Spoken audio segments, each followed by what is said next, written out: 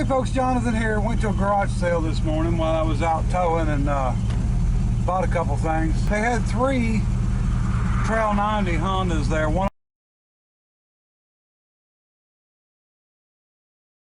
of them was already sold, but I bought the other 2.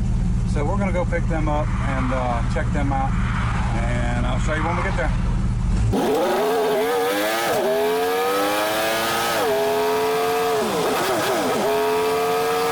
Okay folks, here's what we ended up with. I got 2 Trail 90s.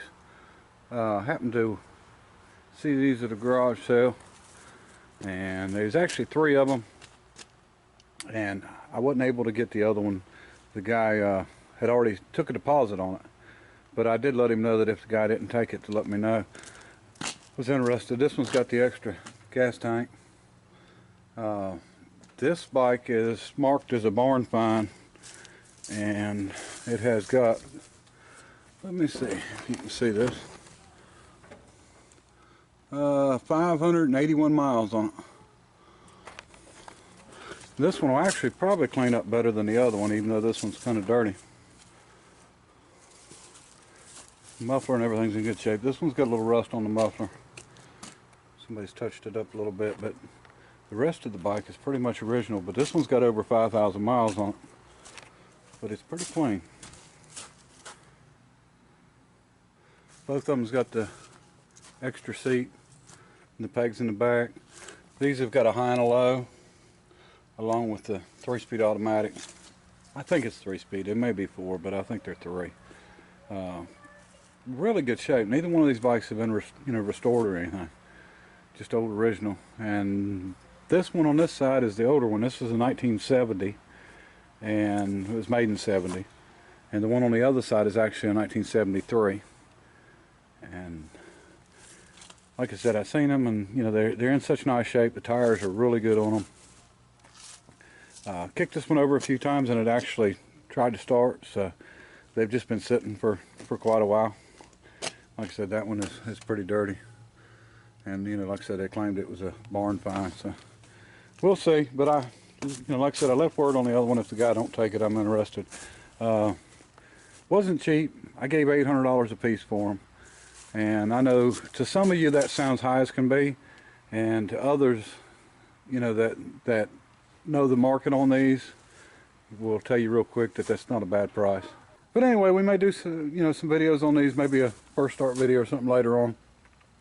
For now, I'm going to go ahead and get them back in the dry in the building, because neither one of these have ever been out in the weather, and we'll get them put up and mess with them a little bit later. Been working hard on the drag car. Hadn't done a lot of video of it. It seems like I get a lot more done when I'm not videotaping, and I'm way farther than probably most of you think, but I'll do a video on it soon. And as for the 57 Chevrolet, I want to go ahead and address that issue here. I did not take my rollback. Somebody had mentioned I wasn't buying it because I didn't take my rollback. That's true sometimes, and sometimes not, but the reason I didn't take it is the price that I was given was higher than I was going to pay either way. But the guy was not negotiable whatsoever. He wanted $5,000 for that car. And I noticed a lot of people said, oh, it ain't worth it. Some people said it's worth it. Depending on the transmission, even if it's an old Saginaw, they're bringing $450. The heads sell pretty good. There was a lot of parts there, but the nostalgia of the car, if it was, just left like it is, wouldn't have been too bad. If you could do the body work and paint it or clean it up. And I'm really surprised that it seems like that a lot of people, and I'm not saying there's anything wrong with this, but it seems like a lot of people automatically assume everything that you're going to buy or you should own should be totally restored or taken apart and painted and redone. And some of us just, we just drive things the way they are.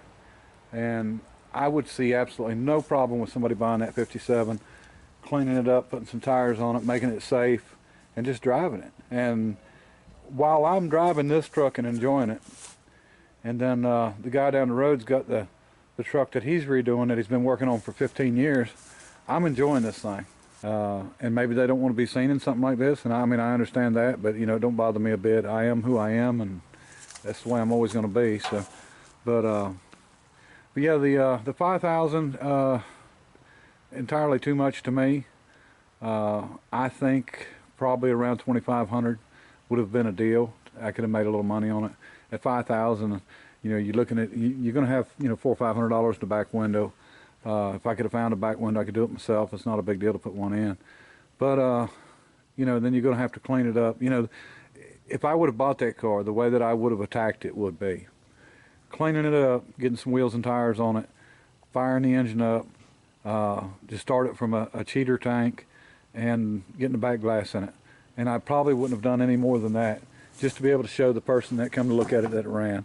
Because all the work that needs done on that car is, none of it's absolutely major work. I mean, you know, when it comes to body work, it wasn't as bad, I don't think, as what it sort of, you know, showed to be. There was a few spots in the floors, and you know, that's one of the deals where you can go and replace the entire floors, or you could just patch the floors. It just depends on what you want to do with it. But I think people, you know, for a car that's that old, I think they expect a little too much. You know, this stuff's rotting away, and you know, whether you drive it and, you know, as is, or if you just restore it, you know, just too much of it getting gone. And anyway, we'll maybe do some videos on these, but I appreciate everybody watching, and until next time, bye.